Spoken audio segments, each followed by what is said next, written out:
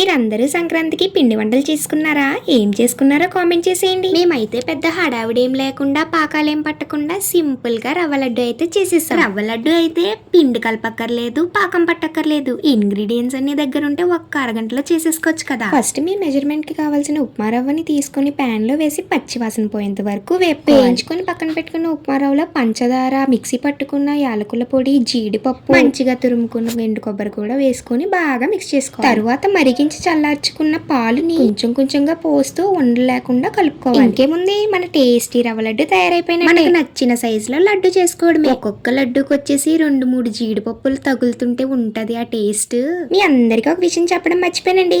అందరికి సంక్రాంతి శుభాకాంక్షలు. రవ్వ లడ్డు ఒకటే చేసామని డిసప్పాయింట్ ఏం అవ్వట్లేదండోయ్. ఎందుకంటే అమ్మమ్మ ఊరు నుంచి జంతికలు, అరిసెలు అయితే పంపించేసింది. ఆ అరిసె చూడండి ఎంత సాఫ్ట్ గా ఉందో. Bye bye, all is well.